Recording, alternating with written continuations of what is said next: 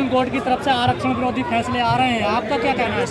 आ रहे हैं जो काम सरकार, मैंने अभी जस्ट बोला, जो काम सरकार खुद नहीं करेगी वो सुप्रीम कोर्ट से कोर्ट का सहारा लेके करवाएगी, तो वही हो रहा है। वहाँ पे भी उनके लोग बैठे हैं। ऐसे थोड़ी ना जजेस रिटायर होते ही या जजेस अपने कुर्सी छोड़ते ही सीधे भाजपा में शामिल हो जाते हैं। चेहरे देखे तो इस तरीके के लोग पर्टिकुलरली वहाँ बिठाए जाते हैं। इसीलिए तो मेरा बेटा एक टीम बैठती है, कोलेजियम सिस्टम से लोग आगे आते हैं और जज बन जाते हैं।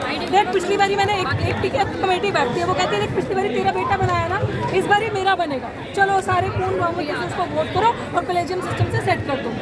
तो ये चीज़ें हमारे लिए तो हो रही, हमारा खात्मा करने के लिए तो बिल्कुल क्लियर है। और ये चीज़ मैं तो आपने चाहते जो जाति नीचे रह गई वो ऊपर आए, बिल्कुल चाहते हैं ऊपर आए।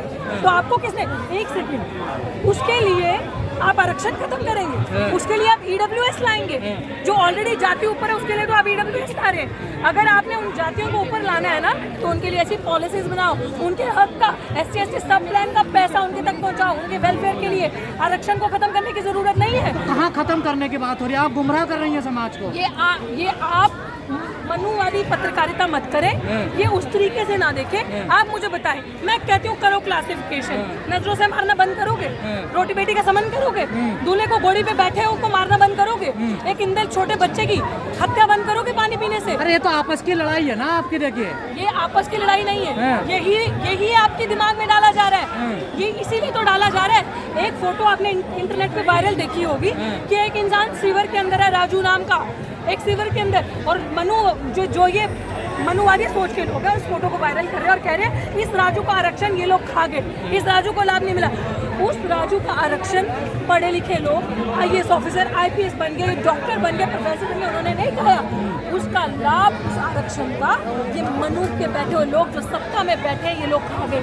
इन्होंने जो उनके लिए पैसा आया उनके वेलफेयर के लिए, जो SC/ST सब प्लान का पैसा मिलना चाहिए था, जो स्कीमें मिलनी चाहिए थी, उनके बजट का पैसा जो उनके लिए होना चाहिए था वो नहीं मिला।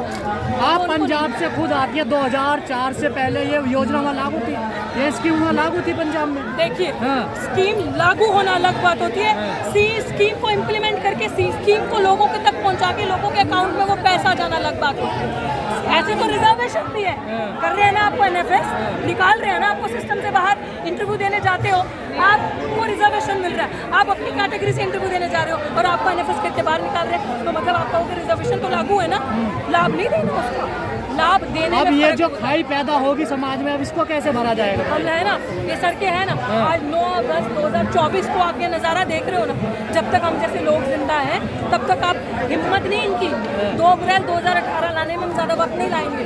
और ये भी सोच मान के चलो, वो कह रहे हैं हम देखोगे कैसे लाएंगे 2 अप्रैल 2018। तो फिर देख लो, हम बता देते हैं संविधान को मानने वाले हैं, पीसफुल प्रोटेस्ट करेंगे, अपनी संख्या बल से 85% लोग, जब 85% आबादी देश की सड़कों पे होगी तो देखते हैं कौन सा 15% फैसला सुनाता है। 85% का मामला नहीं है ये पूरे 85% का मामला, ये 22% का 22.5% का मामला है। ऐसे मत बोलो आप, मत बोलो ये सारी चीजें।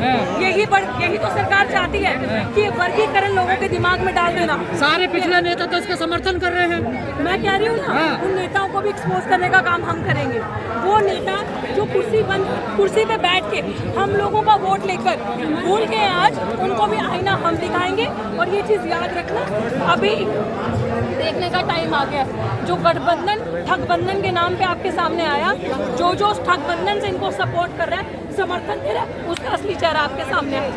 कांग्रेस की कई सरकारें कह रही हैं सबसे पहले हम इस फैसले को लागू करें। बिल्कुल, मैं वही तो कह रही हूँ, मैं तो कह रही हूँ आपके सामने। आपको पता चलना चाहिए ना कि जिन्होंने आपका वोट ले लिया, आपको भड़का दिया, ठगबंधन। आप भी तो मिलने गई थी राहुल गांधी से, उस मीटिंग में आप भी थी, दलित उस मीटिंग में आप भी थी। कौन सी मीटिंग में जो हुई थी? सारे जो क्या मीटिंग थी? एलिट क्लास के जो दलित गए थे सारे थे वहाँ पर। मीटिंग को एलिट क्लास के दलित गए थे। आपको पता है वो मीटिंग किस चीज़ की? क्या था बताइए? वो मीटिंग दिल्ली के DU के रिप्रेजेंटेटिव्स को बुलाया गया था स्पेशली कि आप मेमोरेंडम लेके आओ। उस समय मेरा धरना चल रहा था और मेरे को ये बोला गया था, क्योंकि हम हर पार्टी के पास जा रहे थे। BSP के लोग हमारे मंच पे खुद आए थे, आम आदमी पार्टी के नेता आए थे, कांग्रेस के नेता आए थे। हम हर एक पार्टी के पास अपने मुद्दे को लेकर जा रहे थे, ये देखने के लिए हमारे मुद्दों पे सिर्फ भाषण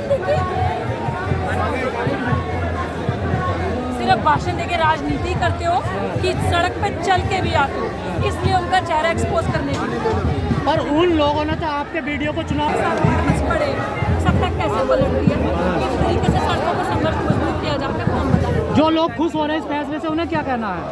उन बेशर्मों को यही चीज करनी है जो लोग खुश हो रहे हैं कि वो तो बांटना चाहते थे, तो फिर इसका मतलब तुम्हारे अंदर का मनु उछल के अंडे की तरह उबल के बाहर आ रहा है, वो दिख रहा है हम सबको। तुम करो इस फैसले का समर्थन, तुम दो साथ। जब तक हम जैसे लोग, हमारी आवाजें जिंदा है, सड़क पे विरोध होगा, विरोध दर्ज करवाया जाएगा और इनका कोई भी इस तरीके का फैसला एक्सेप्ट नहीं होने दिया जाएगा। देश लोकतंत्र है, लोगों का राज है, हम राज। नहीं, आरोप यही है ना, जाटव चमार खा गए सारी मलाई को। बिल्कुल कोई ये आरोप नहीं, ये सब बकवास है। मत बोलिए ऐसी बातें, मैं आपसे रिक्वेस्ट कर रही हूँ। ये जो बातें आप बोलते हैं ना कि जाटव और चमार, कोई किसी का हक नहीं खाया। दूसरा पक्ष यही बोल रहा है ना, देखिए याचिकाकर्ता ये यही बोल रहे हैं। देखिए ये जो याचिका दर्ज भी जिन्होंने करवाई है ना, वो भी उन्हीं के लोग, वो आपके लोग हैं। वो कह रहे हैं हम दलित समाज से। वो हम दलित समाज से, तो वो नेता भी है जो आज भाजपा में जाके कुत्ते की तरह दो मिलाते हैं, जो आज वहाँ पे बैठे हैं, वो भी दलित समाज से हैं, जो कुर्सी पे बैठे हैं। सुनिए मेरी बात, सुनिए मेरी बात। आप कह रहे हैं ना वर्गीकरण होना चाहिए, ठीक है, तो इन पट्टे से बांधे हुए कुत्तों को बोलो जो भाजपा में बैठे हैं, कुर्सी छोड़ो।